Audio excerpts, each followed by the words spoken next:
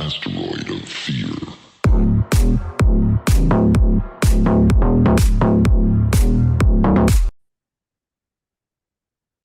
Hey everyone, welcome to another episode of the Men of the House podcast. And this is going to be one of the installments of my journey. Um, yeah, just got out of the shower wearing my favorite t-shirt for this from Just Be with Scotty G. Be authentic, they'll adjust. I'm going to try to remember those words as I display some authenticity, some truthfulness, some honesty in this discussion. This has been a piece of my journey, my story that has probably plagued me for 30 years. And I think it's time to get it out. I think in AA or something, they say, like, you're only as sick as your secrets. Ah. And while this is not a 100% secret, some people know, some people don't. But it's part of my journey, part of my transformation. And so I'm going to do my best to get it out without cringing. Because it's definitely a part of my life that I'm either embarrassed or ashamed by, probably more ashamed. Um, did some things that were very out of alignment for me, and subsequently felt I could never be forgiven for what I'd done. And this kind of eroded my self-worth, and it's taken me a long time to get that back by understanding I'm a person who made mistakes and have sought forgiveness. But just because I've made mistakes, it doesn't mean I'm a bad person. I made a mistake. Simple as that. So here we go. Let's start at high school, right before the Navy. I tried to graduate high school 2 years early, but didn't make the cut for whatever it was. I was trying to do this program at University of North Texas where you do your first 2 years of school, college, and last 2 years of high school concurrently. That didn't work. I didn't get in, accepted, whatever it was. So the following year, during my junior year, I knew that I only had like 2 required classes in the fall, 2 required classes in the spring. So I went ahead and went to junior college over the summer, knocked those out, and skipped my senior year. Came back at the end of summer two, gave them my transcripts, and got my diploma. I barely just turned 17. So I was 16 that summer. I think I turned 17. And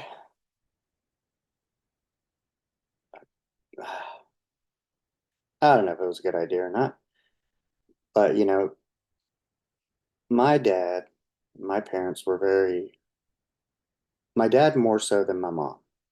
My mom wanted me to stay in town, local. She didn't want me going away. All I wanted to do was go away. My dad, he was hell bent on me going to college because he had worked construction, fell off a third-story scaffold, and fucked up his back, and used to tell me, son, your body's going to give out before your brain, so you need to go to school. Well, being from a small town, graduating a year early, it may come as no surprise that I didn't want to go to school. I did not like school.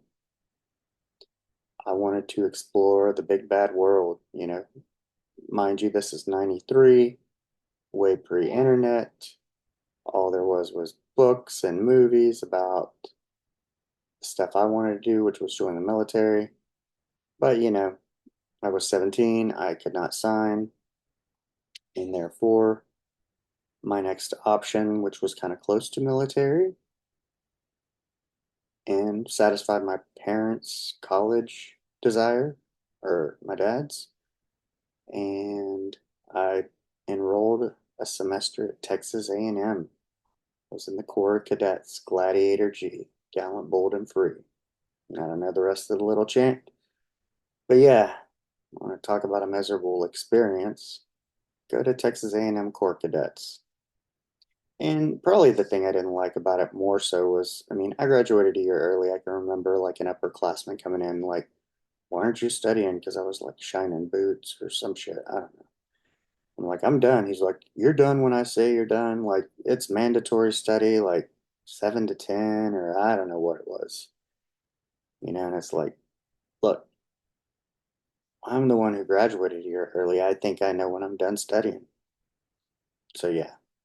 And I don't know if I've mentioned, but my mouth has probably gotten me in trouble everywhere I've been because, yeah, I'm not just going to do what you tell me to do because you're older, because you have a different degree, because you met some sort of milestone marker, blah, blah, blah, if it's a dumb fucking idea. Or if I think it's dumb or irrelevant. Um, yeah. So yeah, I get in trouble often, I think, because of my mouth. Any hoodles?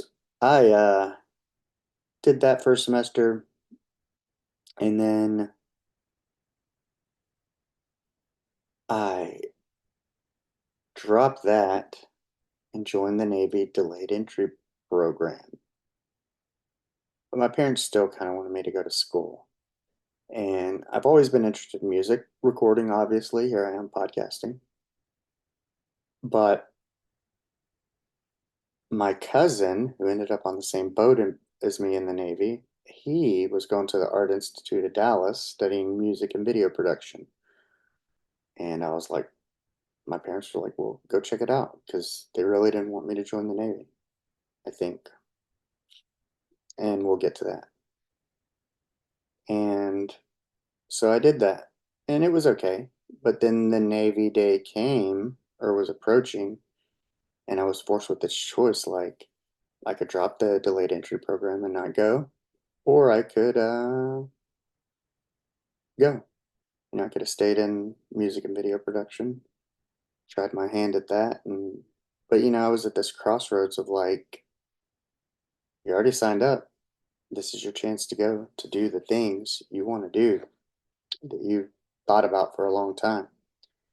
Now, I wanted to go in the military. I wanted to see the world. I wanted to get out of the small town I was in. And my parents reluctantly agreed, but they agreed on the condition because remember I told you that uh, college was important. So, on the condition that I joined the Navy Nuclear Engineering Program, and I qualified, and the recruiters that my dad heard what he wanted to hear, which was like, oh, you get like the equivalent of 2 years of college, you can get a guaranteed job when you get out. And I'm sure a lot of parents in that late 80s, early 90s kind of time frame were all about this kind of program. This was the best route. There was no podcasting or, what being a musician, an actor, a comedian, anything of the arts or any kind of thing that we don't typically think of as a job today or that seems impossible, like a pipe dream or something. That was definitely the story back then. It was all, I mean, kind of programming. Go to college, go to college, go to college. And now we know, some of these institutions took bribes to let celebrity children in and whatever else. Yeah, they're about as corrupt as everyone else. They're all about their own interest, the donors, the money, the reputation, and yada, yada, yada. But of course, nobody knew that, or everybody was just participating in the corruption. It just wasn't as evident, but I'm pretty certain it goes that far back because, Buck tells me, he retired from Texas A&M in the 80s from being a professor after his naval career. And he said, like, the new generations of teachers and, you know, the culture, that's why he got out of it. He didn't like it. So, yeah, I'm sure it was as full of shit and phony baloney as it is now. I'm not saying there's no point in education. I have a master's degree. I've learned quite a bit. I've learned how to learn. And I think education has a place. I've said it many times in podcasts before. My education wasn't about the education because there's so many ways to learn nowadays, but it was about juggling all the different things, having some staying power, completing something. Um, you learn a lot of that. And I think there's something to be said for that. Let's go back. So, I did not want to be a Navy nuclear engineer, but I did want to join the Navy. And so, my parents signed as long as I agreed to do that. And then the time came and I was faced with a decision, go, don't go. And I said, fuck it, I'm going. Might as well do it now, right? I can always come back to the Art Institute. Well, and right before, I had grown up with asthma, and my recruiter knew and was like, well, if it doesn't bother you, just don't say anything. And I felt guilty about this because, I don't know if I've explained to you guys, but although I wasn't overly religious, I did believe in something, maybe having had traumatic experiences as a child, whether it was that, I inherently knew that there was something bigger than myself and never had to be told about it. Wasn't raised in a church. I just kind of knew, like, felt it. And so, that bothered me because I didn't like to lie, cheat, steal, and do all that bullshit. So, I can remember telling my grandfather like about this, like, well, I hear you're gonna have this moment of truth in boot camp. Everybody talks about it, and I'm like, oh, I don't want to lie, because it's this big deal, and especially like when you don't have, I'm 17. This is the early '90s, um, pre-internet, pre-everything, and so what you don't know, you don't know, and not saying that you can get away with lying or what they're gonna do to you, but I don't know. I'm pretty sure there's some people who lie get away with it. It's not like I had any criminal record or anything. But, I remember telling my grandfather, being worried about it. And he's like, just be honest.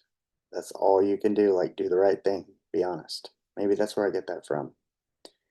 And so I can remember thinking about that, being worried about it, and wondering if I was going to do it, waiting for that moment. Is it going to disqualify me? And man, and then you're like, oh, then I dropped out of the Art Institute just to be disqualified or whatever. So, and I remember talking to my mom, like telling her, she wanted me to stay local, go to local college. She might have even signed for me to join like a different branch, like Marine Corps Reserve or something, if I agreed to stay in town, because I kind of did want to go in the Marines. I wanted to be challenged because I think I've told you guys that being a small guy, 4'11", 90 pounds, you know, not growing when everybody else did, and everybody's bigger than you and they want to fuck with you. Um, and, I always had this thing where I had to prove to everybody that I was much more than this little person. And having had asthma and been sick as a child and being burned, all those things, it was like I was always told what I couldn't do and always had to prove to everyone what I could do. And this kind of ties into self-worth was, I thought about this, that proving to other people I could do what they said I couldn't made me feel worthy, self-worthy. And But I think I used to have it confused that my self-worth was tied to my accomplishments. So I always did well in school, this and that, and my parents kind of praised me for that. Um, but yeah, your self-worth is not tied to your achievements. But anyway, I remember telling my mom, and she's like, well, you don't have to join, or you don't have to do the nuclear program. She's like, we already signed for you when you get to boot camp. Just tell them you want to do something different. I was like, oh, mom kind of is on my side.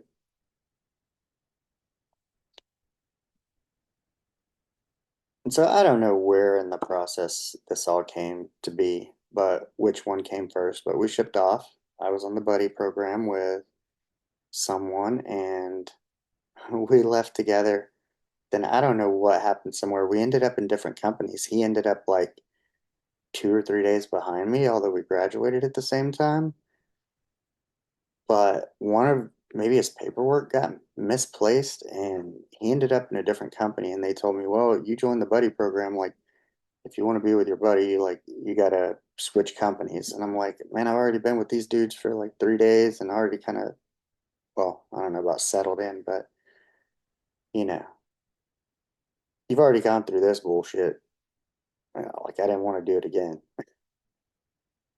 Um, so yeah, issue one, and then the moment of truth comes, and they're like, if you want to tell anything that you didn't disclose, this is your time. And I remember telling somebody I didn't know what he was at the time. Now I realize he's probably a chief or something.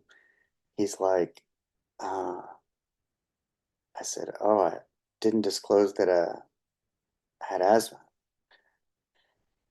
And he's like, and this is probably a couple days in, and you're sleep deprived. They've changed everything. Everybody's yelling at you. You're in there with 80 strangers or more, all kinds of stuff, you know, bathrooms with no doors, taking a shit out in the open.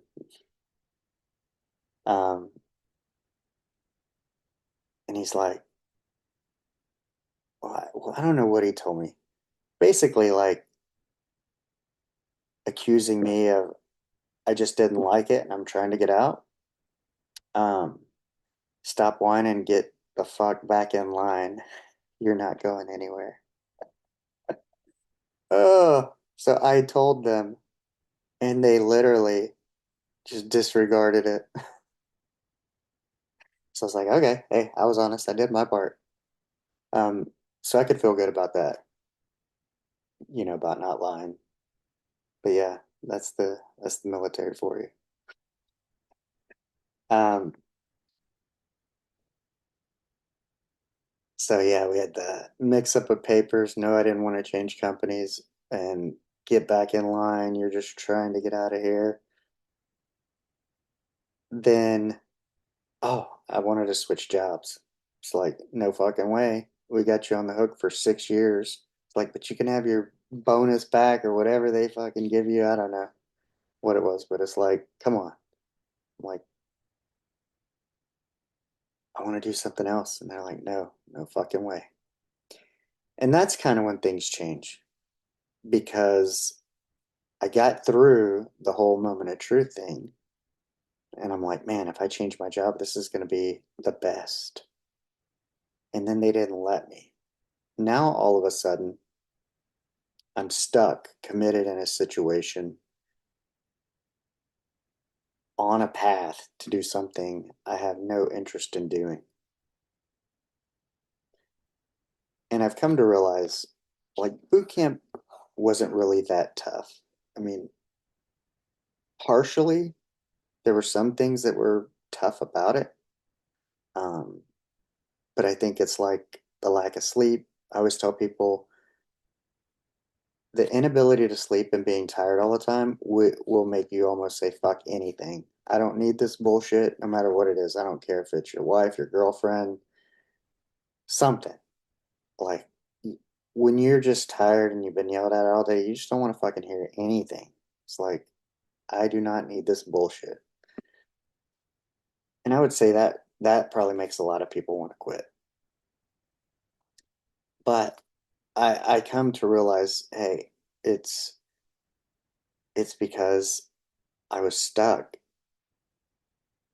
I didn't want to go to college, and now I'm about to have to do all this school to do a job I don't even want to do. A nuclear engineer. I was more interested in like, I grew up reading Force Recon books, Navy SEAL books, all that kind of stuff. Grew up in the woods, got my first gun at 9, playing Army, uh, throwing eggs at each other because paintball was relatively new back then, or we put duct tape on our backs and you have to kind of hand-to-hand combat, rip the other person's duct tape off their back. Um, but yeah, it's taken me some time to understand this, but that's what it was. I was in this career path, about to have to face all this school that I did not want to do. Well, they made me a squad leader, did that. We graduated. Our company was the number one in our classes of whatever, number one company. All the people who graduated won the DC Olympics. Um, it was all right, wasn't too bad. I thought the tear gas would bug me out because growing up with asthma, I was like, oh shit, what if I have an asthma attack? But the weirdest thing was it impacted me less than it did everyone else. But the hard part for me was running. Having grown up with asthma, I was never a big runner. And I was also small, short, probably wasn't even this height. I was probably 5'4" when I graduated. And so, yeah, I can remember like, I don't know, I think 11 minutes was the cutoff or something, or maybe it was 13 minutes. And yeah, it was 13 minutes, I think. And I knew like, well, it's like you're gonna get into that. But it wasn't until like a week before graduation we ran it, and I ran like a 13:10. I was like, oh fuck. Like I gotta shave 10 seconds off. And so, and if you don't know, you have like your graduation ceremony on a Friday. You get to like spend some time with your family over the weekend because they come down to visit on a Friday or watch the whole parade stuff. And you actually take your final PT test and graduate. You do that the Monday after the graduation ceremony. So there's a chance you may not even graduate. Yeah, there's some people who went out and got drunk or some, instead of permission to cross the quarter deck, I think one of the person, we used to call him JJ, he looked like JJ Dynamite. It was like permission to cross the patio daddy-o. I think he got rolled back. I had to do it twice. And so yeah, that Monday I was like, I hadn't run just that 13:11 the week before, and I was like, oh shit, man, this is gonna be fucked up. And there was one other dude, I think Nicholas Nunez. I also worked with a Nick Nunez in Austin. He was a doctor, MD. But I gotta stop saying that word. He and I were the two smallest guys. We used to get on the mattress pad and go under the all the bunks to get the dust bunnies. That was our job because we were the smallest dudes. He's like, just keep up with me. And then there was another person who I was close with who was like, you know, it was like me and Nicholas, keep up with him because we were the shortest guys. And we did. And I ran a 9:51. I was like, "Ugh." So that was a confident moment.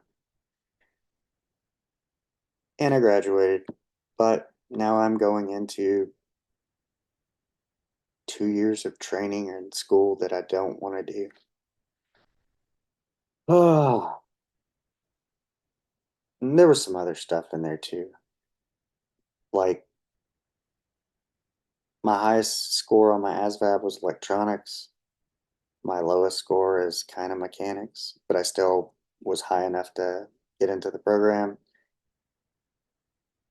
But like a dumbass, I don't know. I think Paul wanted to be a machinist mate because I think you can dive with it too. Underwater welding, so like career opportunity.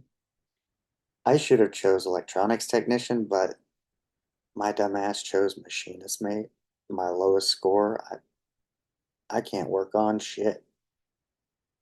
Took me 7 hours to put together a vanity. I just finished today.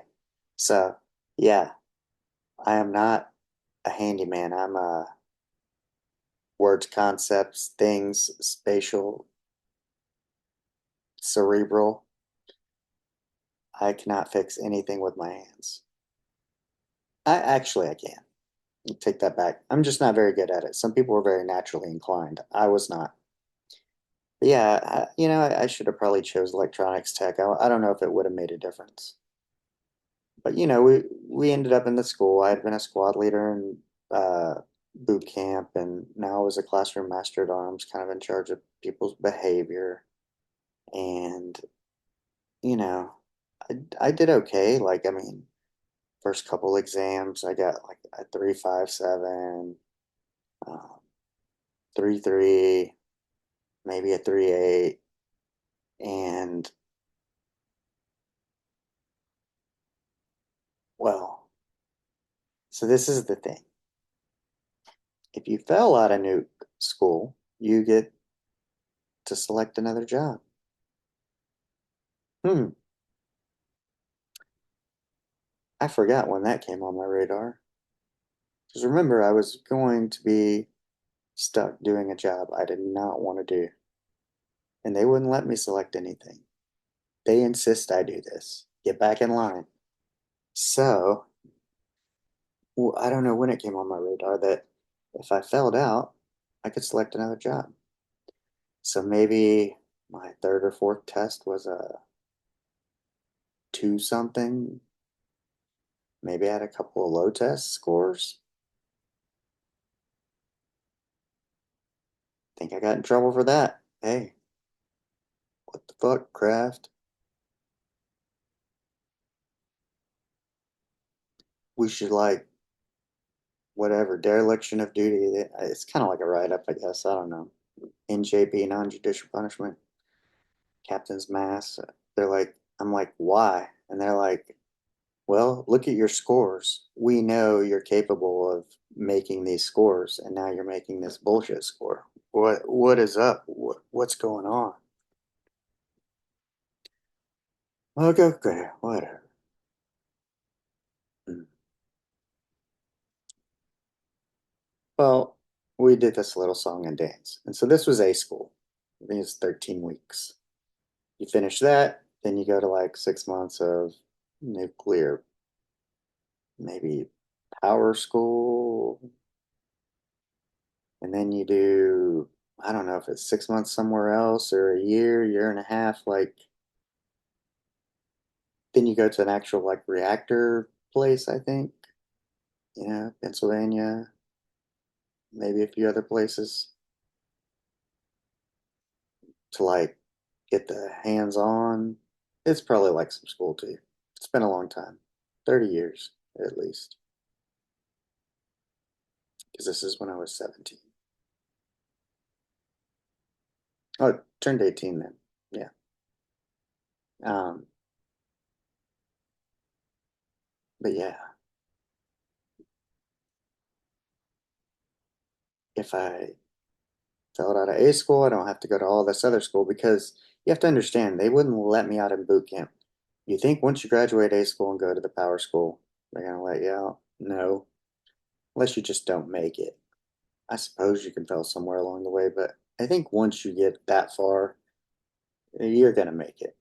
I would bet. But I'm sure somebody who listens to this will comment and prove me wrong, which is fine. I could really care less.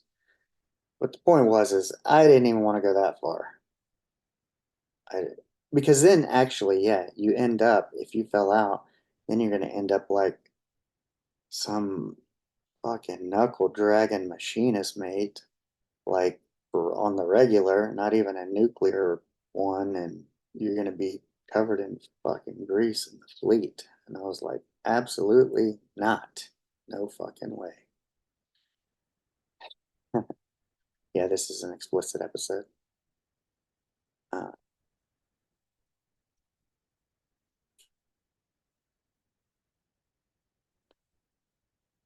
so yeah, it comes the end of A school or whatever, and we get the finale, the final.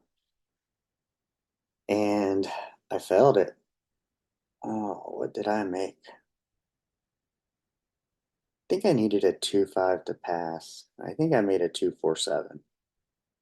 There was a couple other people too. So I'm like, here we go. I'm gonna get to select a new job. Eh.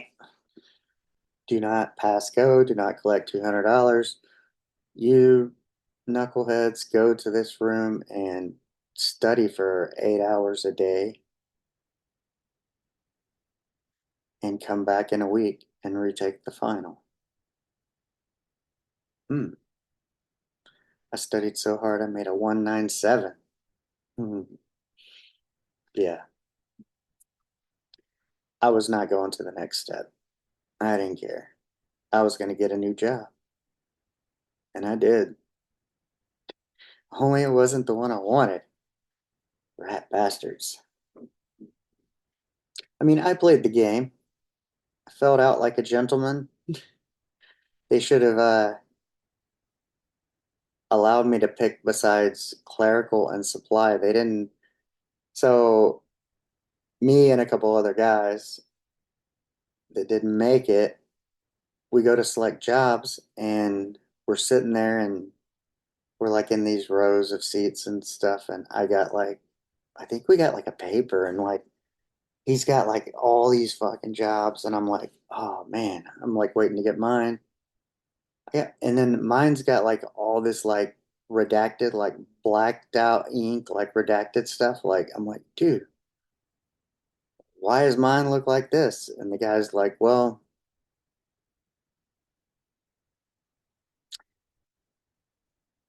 because they knew I could do it and I didn't do it, they would not allow me to select any mechanical, electronical, any jobs other than clerical or,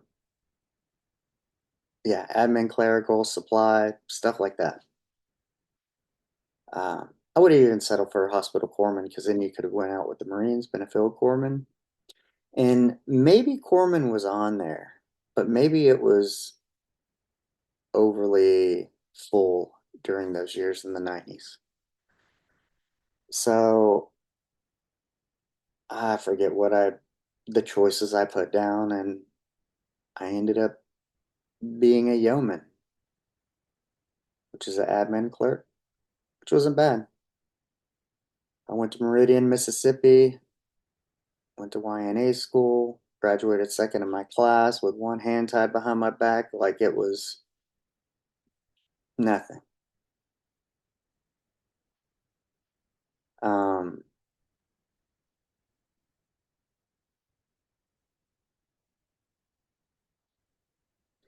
yeah, it was. I thought about where I want to squeeze this bad thing into the story, because it happens kind of in between here and there. But graduated second in my class and even got rolled back for mono. That's why. Because the thing was is I ended up getting stationed in Japan, but it was in the first class I was in, the CO of the base, kind of the way it used to go was like, oh, if you graduate first in your class, they lay out all the orders when you're done and you just get to pick. Um, I graduated second, I would have just got to pick. But I caught mono and got rolled back in one of these periods and I had to go on 7 days convalescent leave. And That's where they don't like dock you for your leave or anything. But I was sick for like a long time during this whole process. I don't even know how long the school is, but somewhere in between. I mean, I felt miserable. I used to, Maria, Mississippi was so small that I used to come back to my hometown every 2 weeks when I wasn't standing duty because it was so lame. And I didn't drink or party or anything, so um but man, I was sick. I had a sore throat. I could not get rid of whatever it was. And I didn't really trust, I don't know. I cannot remember. I think I was home and my mom was like, I didn't feel well. I was sleeping a lot. And she's like, you know, stay an extra day. Or maybe I saw like my old pediatrician or something. And he gave me a shot of penicillin because I felt like I'd been sick for weeks, 2 weeks at least, 3 weeks, probably 2 weeks. And nothing had helped. And then they gave me the shot, and that didn't help. And so I was like PTing every day, and I mean it was kind of during the winter time. It sucked.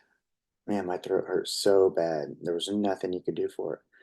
But I ended up going to sick call one day, and there was this reservist physician doing his reserve time, and I told him this whole story and how I'd got been sick for 2 weeks, then got the shot and still sick for 2 weeks, and he's like, did anybody ever test you for mono? And the reason, the school is shorter, but you're waiting for class ups. So you do all this kind of bullshit work around the base all the time. Um, and anyway, I ended up having mono. Yeah. And he's the one that sent me on convalescent leave. But there was just nothing you could do for it. But speaking of the bullshit work, um, a lot of people had to work in the schools, and they said it was kind of shitty because it's like you're not really a student. You're kind of a student, but you haven't even classed up, so nobody knows you. Nobody knows anything about you. And so I think the instructors kind of treat you like you're still coming straight from boot camp because a lot of people were. But I got to work with these Army and Air Force reservists, and at that base, they were building like one of those tactical cities where law enforcement, military people can train. And they were Masons. And we used to go out there and we would do all the grunt work. But it was rough. It was cold, and you're like wheeling cement and bricks and all kinds of stuff through mud, pulling them up. But, the cool thing was, and you got dirty. But the cool thing is that they were very chill. Like they picked us up in the morning, rode in like the back of a truck, and you could dip out there. I tried that. Wasn't very good at it. Didn't like it. Kind of made me nauseated. But it's like you're just, I don't know. You're out there being a young man, I guess. I don't know. Trying to pass the time away. But it was kind of cool because at the end of that, we all got like letters of accommodation, and we got to go to the reveal, or kind of like where the governor and other people, big people from around the city and state come and welcome that. And so that was kind of cool. But we will go back to in between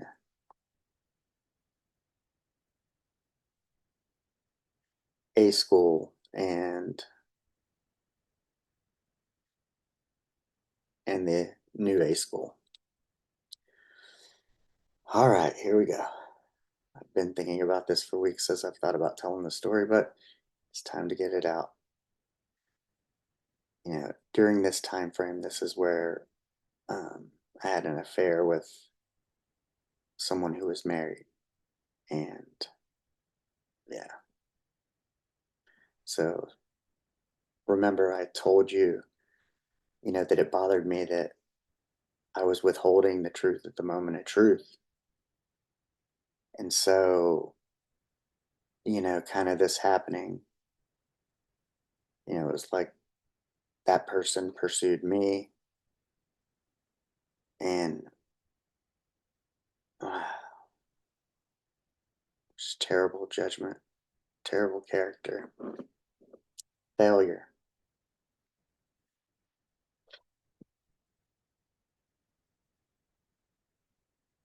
And then you feel so bad, you feel so worthless that you're not even able ever to be forgiven. And that takes you to a dangerous place where I lived my life for many years. Um, because if you don't think you can be forgiven, then you don't care. When you don't care, you throw caution to the wind, you're very reckless, very mean, crazy, violent.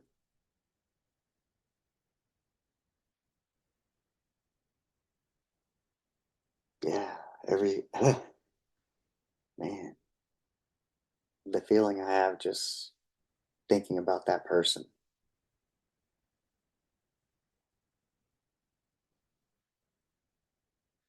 And that's why I say that that one thing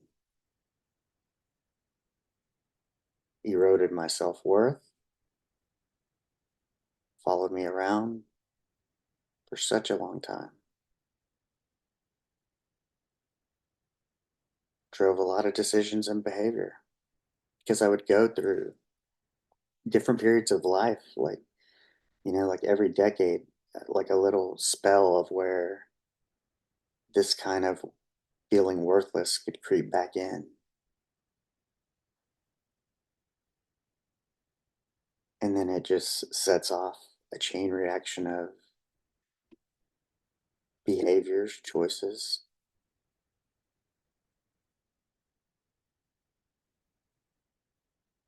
But by the grace of God,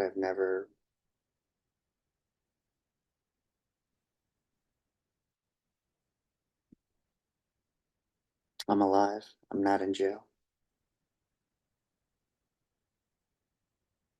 Yeah, I'm as surprised as anyone.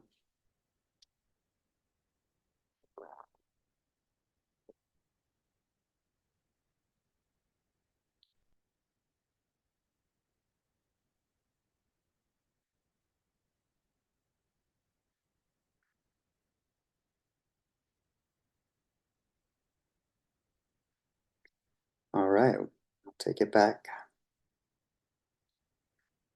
So now that you know that, as I begin to tell more of the story, you can probably see where some of this lack comes in, this lack of self worth, self love, just destroying yourself. Well, when I had gotten the mono, I don't think it was from the married woman I slept with.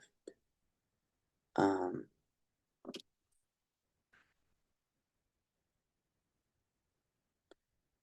the base commander had changed, and we got a woman CO. And it's interesting. I was reading an article today, something about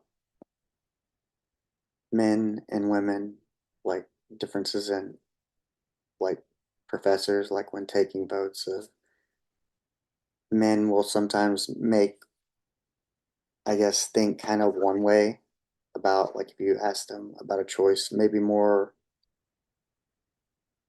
sacrificial, where maybe the females were more susceptible to be inclusive. That's what it was. Yeah. Females were more about inclusiveness and males were less, I guess, the opposite of, because that was the point. Well, that merit system maybe, I guess, didn't work for her. She didn't like it. Maybe some people didn't think it was fair. So all of a sudden, I was graduating second in my class and getting whatever it was I got. There was no uh, incentive. Yeah, it's like, you know, I've already been shafted. I've done this thing. I've written myself off as worthless. Oh, now this bullshit. And I ended up, I think I asked to go to like San Diego, Bremerton, Washington, or Pensacola, and they sent me to Japan. And believe it or not, interestingly enough, I was not thrilled to go to Japan initially. And I was bummed out about that. And then all of a sudden, like some people were going, and I had to take like 3 weeks or 2 weeks leave before I went. Like they couldn't get me a ticket out of there, but other people were going. But I'm like, put me on that flight. Now I got to go from like Meridian, Mississippi to Bullard, Texas. From like Podunk to Podunk. And wait my fate. Ah, during this time though, two things happened. I got jury duty, and I remember the judge giving me shit. I'm like, I have orders to Japan. Like, if I get chosen, like, I can't stay here. Like, I'm on my way here. He's like, I don't know what his problem was. This is early 90s East Texas. Rednecks for judges. Probably still are. Maybe somewhat. Maybe more progressive. It's 2024. However,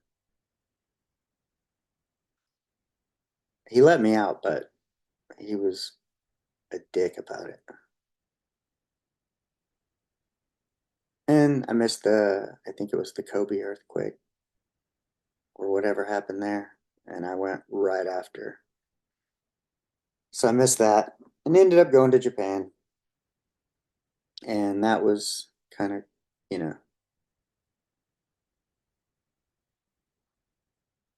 it was fun. I ended up enjoying it because I was kind of, now I'd graduated, I'd accepted all this stuff of, you know, gotten away from all this negativity that had kind of happened from VA school to not getting any good schools to not getting anything based on merit to making that terrible mistake of adultery.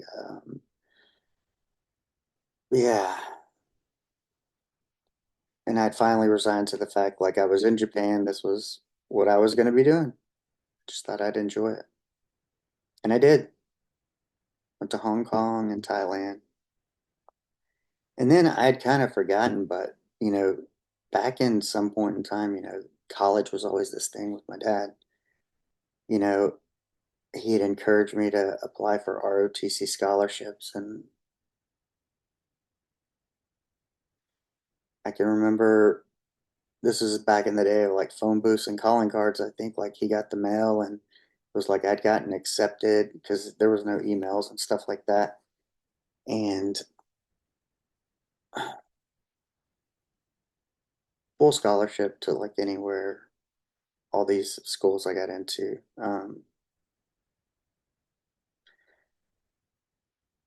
Because I think at that point, maybe somewhere in there, I don't know. I think this was maybe during the nuke power time that I had applied to these. I don't know where they came from. Or maybe I don't know. Maybe I didn't want to, I don't know. I don't know. I had to be looking for something or trying to please my parents. But the college thing has to be. But I was finally like, kind of like happy and enjoying life and everything. Just being, just having a chance to be, not going to schools, not, I did my job, I had good TAD jobs. I always had good TA jobs. But yeah, I was just having fun and I didn't want to go back to that buzzkill of a college. But I couldn't, my dad's like, well, we worked too hard for this. And I'm like, there's this thing of like, I've always been this people pleaser. I couldn't say no. I'm halfway on another continent. I had my 19th birthday in Japan, and I cannot tell my father, no, I don't want to do this.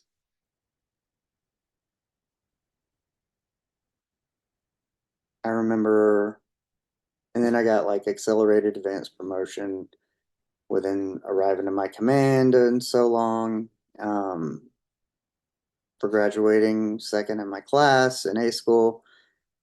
And I accepted the scholarship and got the promotion and the scholarship the same week. And there was a ceremony and I had a picture with the CO of my squadron and all that somewhere. But I couldn't say no. I got accepted to the Citadel, BMI, Texas A&M, University of Seattle, Washington, University or San Diego State, um, University of Florida, which is where I ended up going because we had just gotten an officer in my squadron from the Citadel, and I was like, nah, I've already done all this. Like, I'm just enjoying being. I didn't want to go back to A&M. I got, yeah, accepted to A&M. I should have went to San Diego State. I I have mm,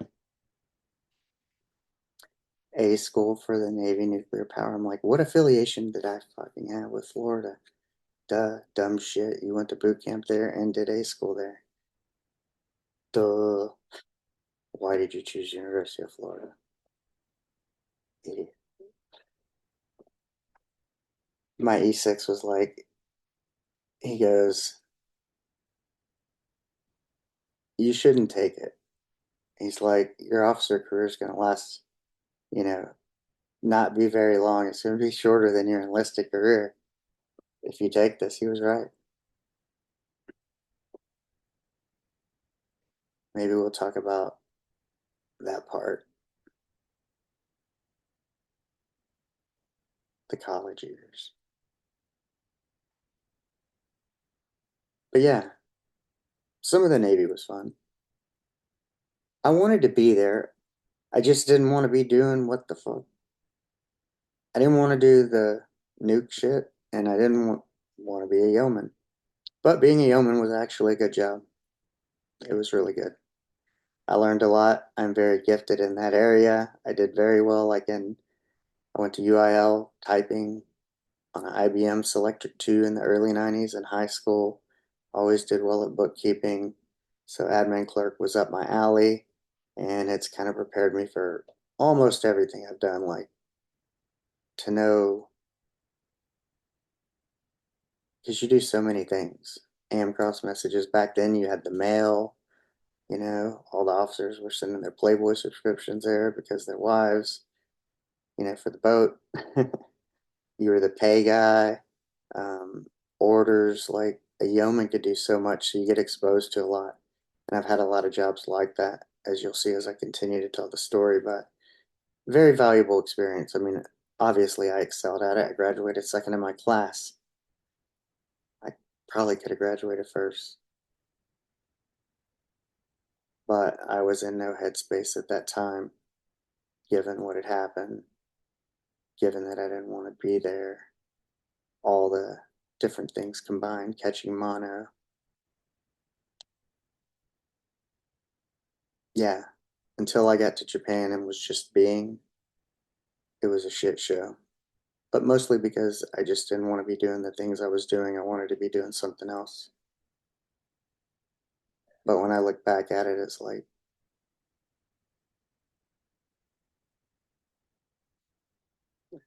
it taught me a lot. And I enjoyed it, even though I was fighting it for a while. But I don't know that I was fighting it more than I was fighting myself because I had just stepped so far out of a line with who I was.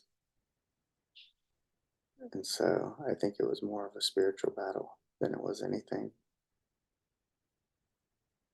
That's what I was fighting with myself.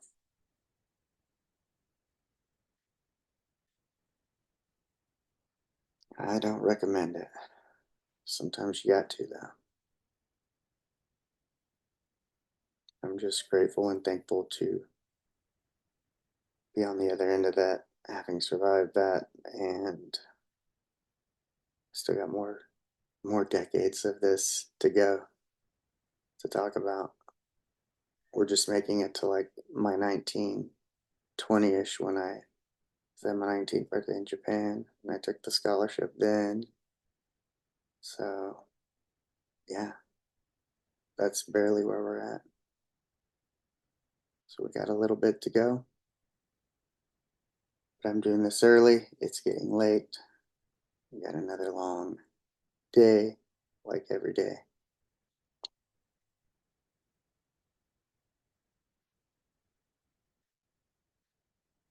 Rinse, repeat. Keep checking off the habits. I'll keep telling my story, bringing you the Caregiving Chronicles, working on your peakperformancepartner.com. Be your partner in purpose, accountability, and peak performance. So that'll be coming 2025. I'm working on the website now and the slogan. All right. I will see you guys on Saturday.